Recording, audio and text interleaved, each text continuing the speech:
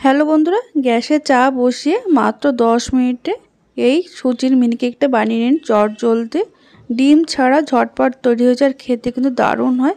এটা বাচ্চাদের টিফিনে হোক বা আপনারা চায়ের সঙ্গে খেতে পারেন, একদম নরম তুলতুলে জালিদার। আর এটা কিভাবে বানাবেন চলুন দেখে নিই। সম্পূর্ণ ভিডিওটি দেখার অনুরোধ রইল। এখানে দেখুন একটা মিক্সিং জার নিয়েছি, জারের মধ্যে দিয়ে দিচ্ছি আমি 1 কাপ সুজি। এখানে আমি 4 কাপ মেপে সুজিটা নিচ্ছি। এবার তার মধ্যে দিয়ে দিচ্ছি 4 চামচ ময়দা। আপনারা এখানে ময়দার পরিবর্তে কিন্তু আটাও ব্যবহার করতে পারেন। আর দিয়ে দিচ্ছি 3 টেবিল চামচ চিনি। এবার দিয়ে দেবো এর মধ্যে 2 টেবিল চামচ গুঁড়ো দুধ। এতে করে কিন্তু এই কেকের টেস্টটা দারুণ হয়। তবে চিনি আপনারা এর থেকে বেশিও দিতে পারেন যদি একটু বেশি মিষ্টি খেতে চান।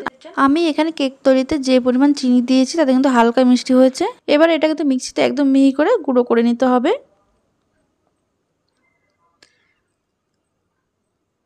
এটা যদি মিক্সিতে এরকম গুঁড়ো করে নেওয়া হয় তাহলে কিন্তু কেকটা দারুণ হয়।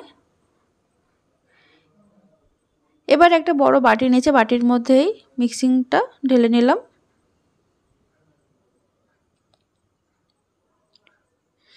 এবার এর মধ্যে দিয়ে দেব আমি যে কাপ মেপে সুজিটা নিয়েছিলাম সেই কাপ মেপেই দিয়ে দিচ্ছি 1 কাপ দুধ। তবে এই মেজারমেন্টটা আপনারা ঠিকঠাক রাখবেন। যে কাপ মেপে বা বাটি মেপে সুজিটা নেবেন সেই কাপ বা বাটি মেপেই কিন্তু দুধটা মেশাবেন।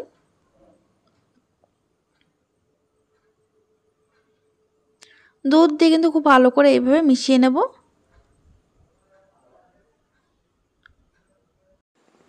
মেশানোর পর এবার এর মধ্যে দিয়ে দিচ্ছি 1 টেবিল চামচ সাদা তেল। তেল কিন্তু এর থেকে বেশি দেওয়ার দরকার নেই, 1 টেবিল চামচ তেল দিলেই কিন্তু হবে। এবার এটা কিন্তু খুব ভালো করে ফেটিয়ে নিতে হবে। 1 থেকে 2 মিনিট আমি ভালো করে ফেটিয়ে নিচ্ছি। এটা যত ভালোভাবে ফেটানো হবে কেকটা কিন্তু ততটাই নরম বা সফট হবে। কেকের ব্যাটারটা কিন্তু খুব ভালো করে ফেটিয়ে নিয়েছি। এবার এটা রেস্টে রাখবো আমি 5 থেকে 7 মিনিট। এটা আবার ঢাকা দিয়ে রেখে দেবো, এতে করে সুজিটা কিন্তু ফুলে অনেকটাই ঘন হয়ে যাবে। এবার অন্যদিকে আমি যে পাত্রে কেকটা তৈরি করব সেই পাত্রে দেখুন এখানে একটা আপ্পাম প্যান নিয়েছি। এতে সামান্য একটু তেল একটু ব্রাশ করে দিচ্ছি। আপনারা এটা আপ্পাম প্যান বা যে কোনো বাটিতে করতে পারেন, তবে আপ্পাম প্যানে করলে খুব তাড়াতাড়ি এটা হয়ে যায় কেকটা। দেখুন এটা তেলটা লাগিয়ে সরিয়ে রাখলাম। আর এদিকে দেখুন 7 মিনিট পর ফিরে আসলাম আমি। কেকের ব্যাটারটা কিন্তু অনেকটাই ঘন হয়ে গেছে। এবার একটু মিশিয়ে নেওয়ার পর এবার এর মধ্যে দিয়ে দেবো আমি বেকিং পাউডার।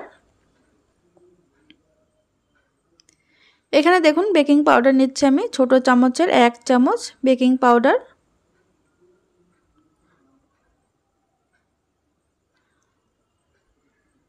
তারপরে দিয়ে দেবো হাফ চামচ মতো বেকিং সোডা।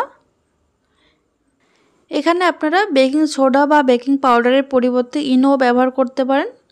দেখুন বেকিং সোডা আর বেকিং পাউডারটা দিয়ে কিন্তু এবার খুব ভালো করে সঙ্গে সঙ্গে মিশিয়ে নিতে হবে। ব্যাটারটা যখন পুরোপুরি রেডি হয়ে যাবে তখনই কিন্তু এটা সবার শেষেই দিতে হবে এই বেকিং পাউডার আর সোডাটা। দেখুন এটা কিন্তু খুব সুন্দর করে মেশানো হয়ে গেছে। আপনারা যদি বাটিতে করতে চান তাহলে কিন্তু একটু সময়টা বেশি লাগবে। আর তার আগে কিন্তু গ্যাসটা একটু কড়াই বসিয়ে একটু প্রি হিট করে নেবেন। আর এই আপ্পাম প্যানে কিন্তু একদম কম সময়ের মধ্যে হয়ে যায়।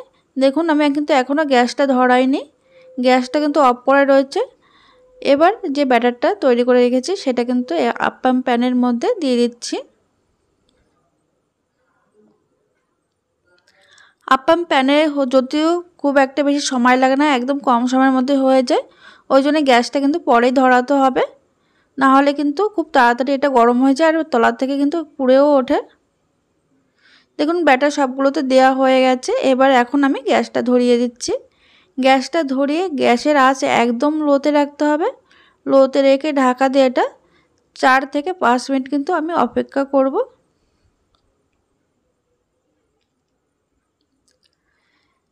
5 মিনিট হয়ে গেছে। 5 মিনিট পর আমি ঢাকনাটা খুলে নিচ্ছি। দেখুন কত সুন্দর ফুলে গেছে আর তলার দিকটা কিন্তু হালকা একটু কালার চলে এসেছে। একদম 5 মিনিটের মধ্যে কিন্তু তৈরি হয়ে গেছে। এবার এগুলো একটা প্লেটে আমি তুলে নিচ্ছি।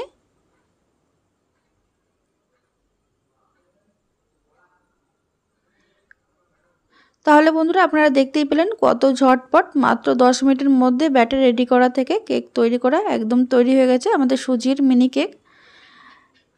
আজকের এই রেসিপি যদি ভালো লেগে থাকে তাহলে লাইক কমেন্ট শেয়ার করতে ভুলবেন না। আর চ্যানেলে নতুন বন্ধু যারা চ্যানেলটাকে সাবস্ক্রাইব করে পাশে থাকবেন আর প্রচুর শেয়ার করে দেবেন। আর আপনারা অবশ্যই বাড়িতে বানিয়ে আমাকে কমেন্টের মাধ্যমে জানাতে ভুলবেন না। আর দেখুন কত সুন্দর হয়েছে।